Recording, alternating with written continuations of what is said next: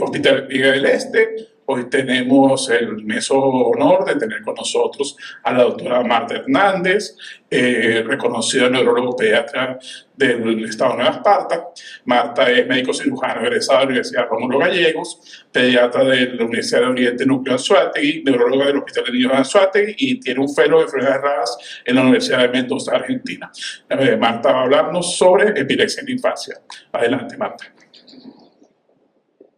Hola, buenas tardes. Para mí es un honor y un placer estar acá. Gracias a la coordinación docente del Hospital Clínicas del Este por tener la alegría de invitar a la parte de neurología infantil para conversar sobre epilepsia. ¿Okay? Principalmente escogimos el tema de epilepsia porque en Latinoamérica en el mes de septiembre se celebra el mes de la epilepsia, ¿ok?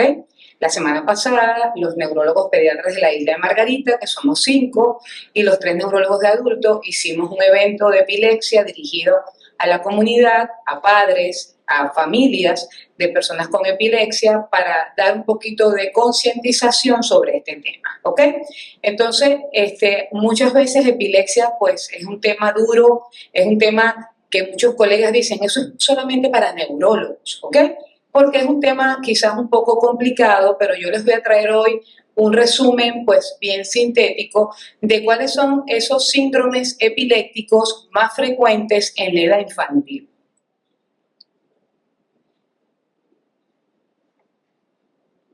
Ok, entonces vamos a empezar por la definición del término. Tenemos a nivel mundial la Liga Mundial de la Epilepsia, que es el ILAE, que es por donde nos regimos todos los neurólogos y neurólogos pediatras cuando queremos, pues, actualizarnos en temas de epilepsia. Entonces, vamos a empezar a definir crisis epiléptica. Crisis epiléptica son los signos y síntomas que se producen secundario a una actividad neuronal anormal, excesiva y asincrónica. Epilepsia, creemos que es lo mismo, pero no es así. Epilepsia son 2 o más crisis epilépticas que se presentan por un periodo mayor de 24 horas.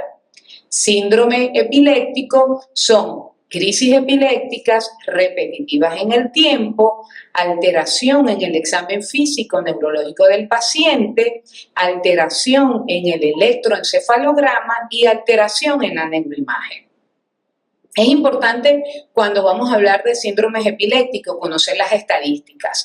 La Organización Mundial de la Salud en el año 2021 publicó que a nivel del mundo 50 millones de personas sufren de esta condición y la Academia Americana de Neurología en su último post publicado este año publicó 70 millones de personas con condición de epilepsia a nivel mundial. ¿Qué se debe considerar cuando realizamos un diagnóstico de epilepsia? Para poder realizar un buen diagnóstico de epilepsia son básicamente 4 ítems que hay que tomar en cuenta que están descritos aquí abajo. En la edad infantil empezamos principalmente por la edad. ¿Por qué por la edad? Porque hay síndromes epilépticos que son específicos de un grupo etario. Entonces, para cualquier neurólogo pediatra es importante conocer la edad del inicio de esa primera crisis epiléptica.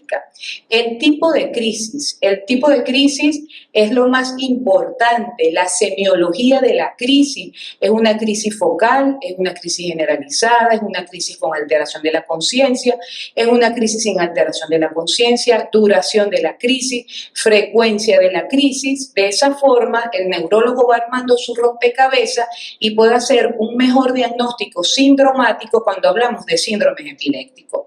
El electroencefalograma. El electroencefalograma es el estudio gold estándar a nivel mundial cuando queremos hacer diagnóstico de epilepsia. ¿Por qué? Porque es aquel estudio que nos recoge esa actividad paroxística o ese foco epileptiforme. Entonces, otra piecita del rompecabezas.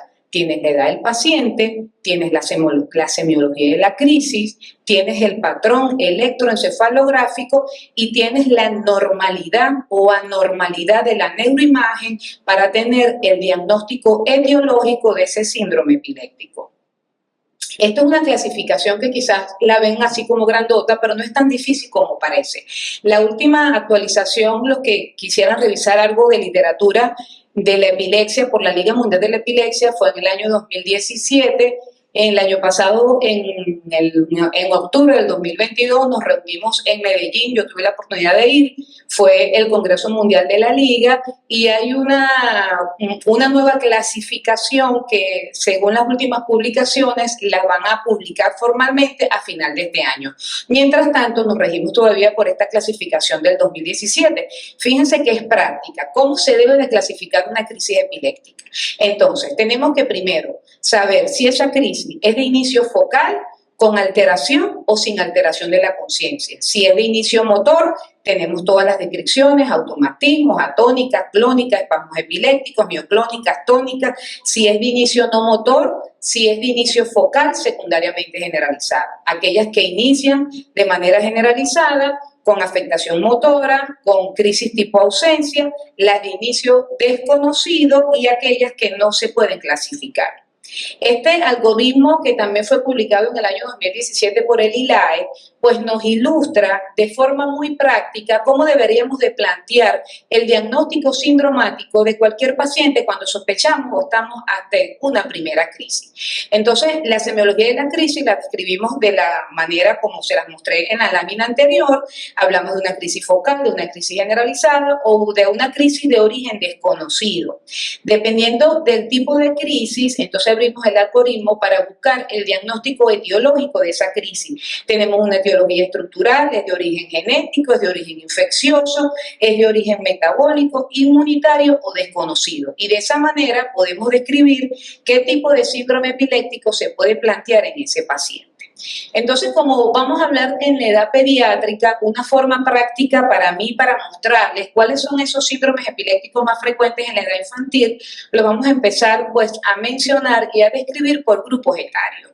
Entonces tenemos en la edad de neonatos. En la edad de recién nacidos, los síndromes epilépticos más frecuentes es la epilepsia neonatal familiar benigna, la encefalopatía mioclónica temprana y el síndrome de Ohtahara. De estas tres síndromes epilépticos vamos a hablar un poquito del síndrome de Ohtahara.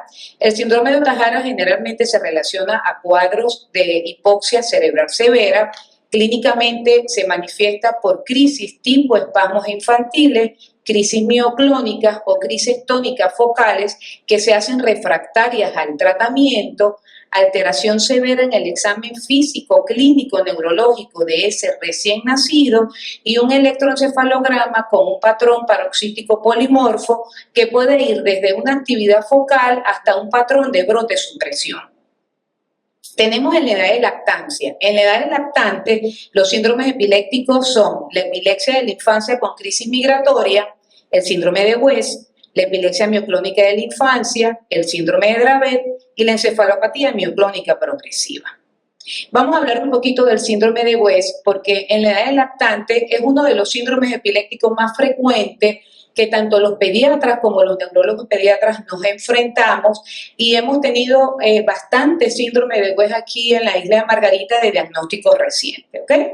La definición del síndrome de West, si revisamos la literatura, prácticamente no ha variado en el tiempo. Se define síndrome de West como una encefalopatía que afecta a lactantes con edad promedio entre 5 meses y 7 meses de edad. Es más frecuente en el sexo masculino que en el sexo femenino. La etiología puede ser variada, puede ir desde casos idiopáticos en donde estudiamos al paciente y no encontramos una causa definida que explique este tipo de encefalopatía hasta antecedentes perinatales patológicos que van desde hipoxia cerebral a neuroinfecciones, pacientes con malformación del sistema nervioso central, traumatismo craneoencefálico severo. Los típicos criterios diagnósticos del síndrome de West es la triada clásica, que está caracterizada por crisis convulsiva tipo espasmos infantiles, que pueden ir desde espasmos en flexión, espasmos en extensión, que se pueden presentar como único espasmo o en salvas, alteración en el examen físico neurológico que van desde retraso en el desarrollo psicomotor, alteraciones en el tono muscular del paciente o regresión en habilidades motoras ya adquiridas. Y el patrón típico electroencefalográfico del síndrome de West, que es la exarritmia. Aquí les traigo el video de un paciente de ahorita nuevo, lo diagnosticamos hace un mes, él es un lactante de 7 meses. Observemos en el video cómo este bebé nos hace un espasmo en extensión, ¿ok? Hace una apertura brusca de los brazos, hace un llanto posterior al espasmo. Es típico el llanto porque el espasmo causa dolor en los niños, el niño llora, las pupilas se dilatan y en este caso en particular son espasmos en salvas. ¿Qué quiere decir en salvas? Que el paciente hace un espasmo y en menos de 2 minutos el paciente puede hacer varias crisis repetitivas. Tenemos este segundo video que también es un paciente de diagnóstico reciente de hace un mes, de hecho lo tenemos hospitalizado ahorita recibiendo tratamiento con ACTH. Observemos este bebé cómo nos hace un espasmo en flexión. Vean la diferencia del espasmo anterior, que fue un espasmo en extensión de tronco, a este bebé que nos hace un espasmo en flexión. A manera pues de ilustración les traigo un típico registro de exarritmia, que es otro de los criterios diagnósticos cuando vamos a plantear diagnóstico de síndrome de West. ¿Qué significa una exarritmia en un electroencefalograma? Es uno de los patrones más severos cuando hablamos de electroencefalografía y es un patrón que describe una desorganización de la actividad eléctrica cerebral con actividad paroxística o actividad epileptiforme polimorfa que va desde puntas, desde puntas ondas que pueden ser focales generalizadas y que en algunos pacientes se puede presentar como un brote de supresión. Pasamos del lactante al grupo de infancia, al grupo de preescolar y escolar, y los síndromes epilépticos más frecuentes a esta edad son las crisis febriles plus, la epilepsia benigna con puntas centrotemporales, anteriormente conocida como epilepsia rolándica, la epilepsia con ausencia mioclónica infantil, la epilepsia de ausencia infantil, la epilepsia frontal nocturna autosómica dominante, la epilepsia occipital de la infancia de inicio tardío tipo Gaston, el síndrome Panayotopoulos, son unos nombres bien raros. ¿Okay? El síndrome de Lennox-Gastaut, el síndrome de Landau-Leffner y la epilepsia frontal nocturna autosómica dominante. De este grupo voy a conversar muy brevemente de las que son mucho más frecuentes pues, en la edad infantil, como es la epilepsia benigna con puntas centrotemporales y la epilepsia de ausencia infantil. En la edad de la adolescencia, los síndromes epilépticos frecuentes son la epilepsia de ausencia juvenil, la epilepsia mioclónica juvenil, la epilepsia con crisis tónico-clónicas generalizadas, la epilepsia refleja y la epilepsia familiar con focos múltiples. Entonces, vamos a conversar rápidamente de las crisis febriles plus. La Liga Mundial de la Epilepsia define las crisis febriles plus como aquel paciente que después de los 6 años de edad sigue con convulsiones tónico-clónicas generalizadas que se pueden asociar a fiebre o no y que puede haber o no el antecedente de convulsiones febriles simples, benignas, en los primeros 5 años de edad. La edad de presentación, como ya les mencioné, después de los 6 años, las crisis febriles plus están asociadas a una causa genética. De hecho, en la actualidad se encuentra dentro de la clasificación de las canalopatías y el tratamiento es a base de ácido valproico. La epilepsia de ausencia infantil se define como un síndrome epiléptico que afecta a niños mayores de 6 años, caracterizado por la presencia de crisis tipo ausencias.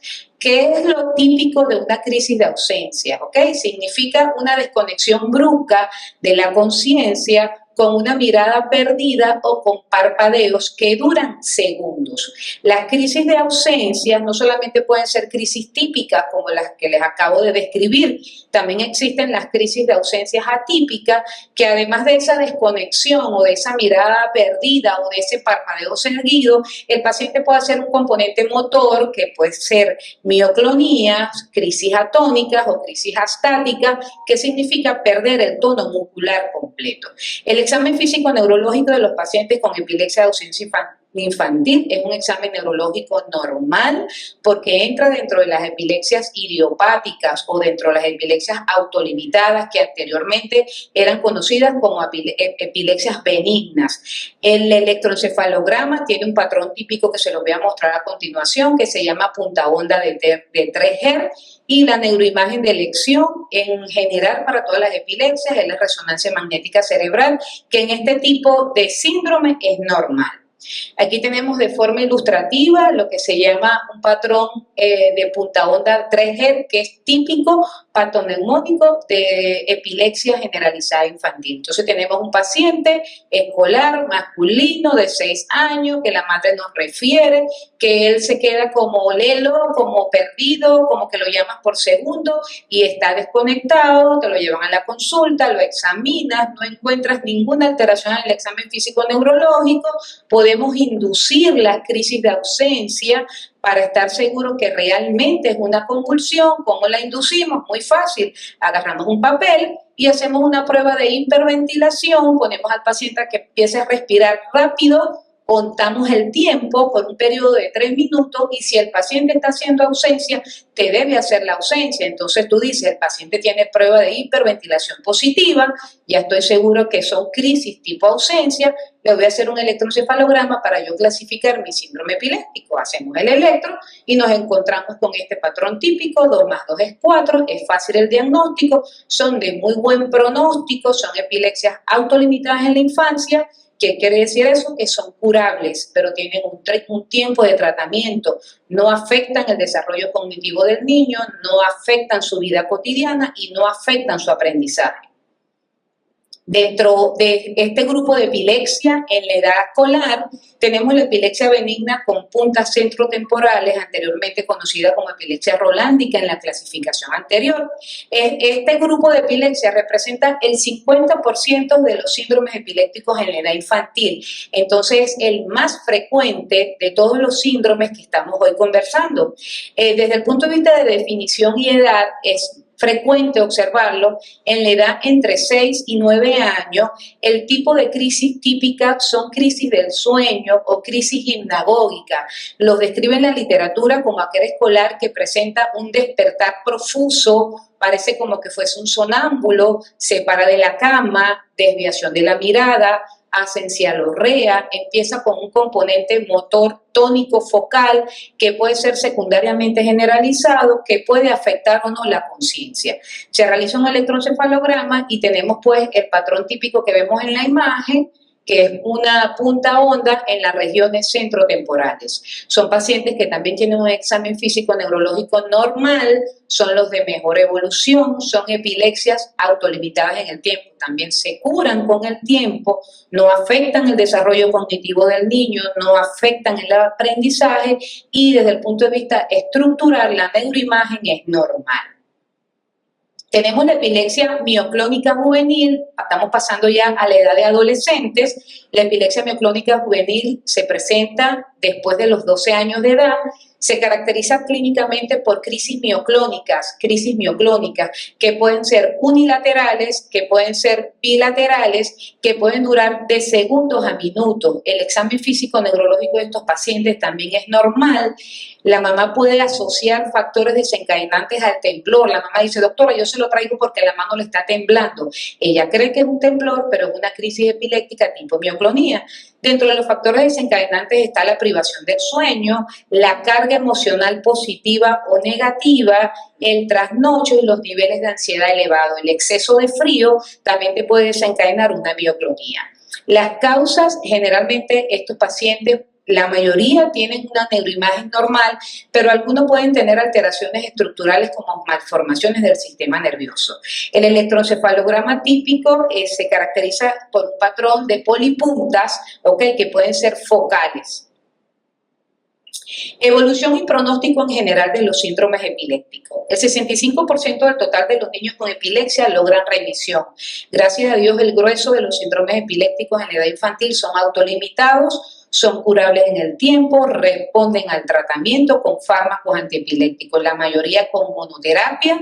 Hay algunos pacientes que necesitan terapia combinada.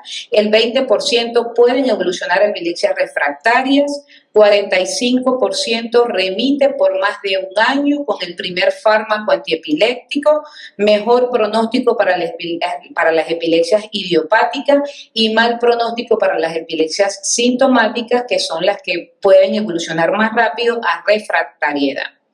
Importancia de los estudios. El electroencefalograma. El electroencefalograma es el gold estándar a nivel mundial cuando tú sospechas o cuando tienes un paciente con una primera crisis, porque es el estudio que no es invasivo, que es de fácil realización, que la mayoría de los neurólogos y neuropediatras cuentan con un equipo de electroencefalograma para poder realizar el estudio. La recomendación de la Liga Mundial de la Epilepsia fue la recomendación de ahorita, de octubre del 2022 en Medellín, fue realizar pues registros de electros prolongados. Normalmente en nuestro país tenemos mucha limitación para estudios a nivel público. Aquí en el estado de Esparta no se realizan este tipo de estudios a nivel público, y a nivel privado pues hacer un estudio de registro prolongado, a veces ponemos las cosas en la balanza, entonces los costos nos llevan a seguir haciendo en el grueso de los pacientes electros simples, pero siempre es importante explicarles a los familiares la diferencia entre hacer un registro simple y hacer un registro prolongado, que es la recomendación de la Liga.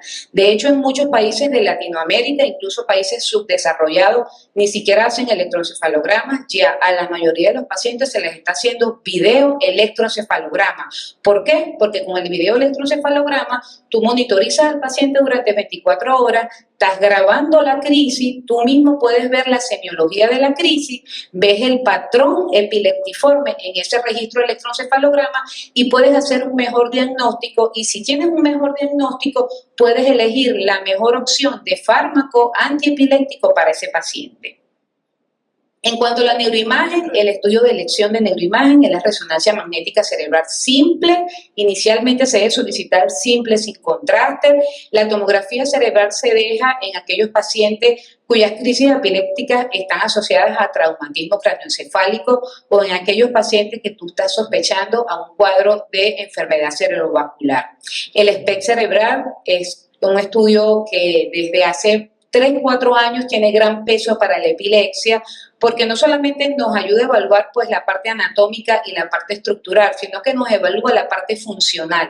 Es una resonancia magnética con funcionabilidad para estudiar la causa metabólica, y de esa manera tú puedes orientar la causa de ese tipo de epilepsia en el paciente. En resumen, es importante pues tener presente cuando nos toque un paciente con una crisis epiléptica, la edad de presentación, la semiología de la crisis. Siempre les he explicado a los residentes que ya hoy en día son pediatras y todavía los que están en formación, si nos ponemos a practicar esa clasificación de la Liga de la Epilepsia que les mostré como tercera lámina, que parece difícil, no es difícil. Si hacemos una buena descripción semiológica de la crisis, cuando el neurólogo infantil o el neurólogo de adulto va a evaluar a ese paciente, puede tener un diagnóstico más rápido y definido de qué tipo de epilepsia tiene ese paciente. El examen físico neurológico, porque la normalidad o anormalidad del examen físico neurológico simplemente orienta al neurólogo, esta es una epilepsia idiopática o esta es una epilepsia sintomática. El patrón epileptiforme que registra el electroencefalograma sumado con la semiología de la crisis es suficiente para tener un buen diagnóstico. La neuroimagen pues nos habla de la normalidad o anormalidad de la anatomía de esa corteza cerebral, es básica para el pronóstico del paciente, y los estudios genéticos que normalmente en nuestro país no se realizan, digamos, de primera línea para un paciente con epilepsia porque son exageradamente costosos, hay que mandarlos fuera de Venezuela, pero ya sabemos que en la edad infantil las canalopatías, cuando revisamos causas de epilepsia, están ya pasando de último a una de las primeras filas. Aquí les muestro algunas fotos de algunos de mis pacientes con epilepsia. Para mí siempre pues, es grato ver a mis pacientes sonreír, muchos con buen pronóstico. Ahí tenemos, por ejemplo, la segunda niña, ¿okay? La segunda foto que sale conmigo fue una niña que tuvo síndrome de West, fue un síndrome de West idiopático, recibió fármacos antiepilépticos hasta los 7 años de edad. La semana pasada la vi en consulta, pasó a 4º grado, es una niña funcional en la actualidad con un examen físico neurológico. En cambio, el niño que tenemos al lado también tuvo un síndrome de West, pero fue un West sintomático porque fue un bebé prematuro con una asfixia perinatal severa, que hizo una encefalopatía hipóxica isquémica con hemorragia cerebral y su evolución no fue tan buena como la de la nena, recibió tratamiento con ACTH en sus inicios, evolucionó a una epilepsia multifocal y a una parálisis cerebral infantil, pero su mamá y su papá están felices porque a pesar de todo ya tenemos muchos tiempos sin crisis. En la fila de abajo tengo 3 pacientes que debutaron con epilepsias autolimitadas en la infancia, fueron medicados por 3 años, ya dados de alta de neurología y son adolescentes funcionales y normales. Muchas gracias por su atención y bueno, estamos a la orden para cualquier cosa.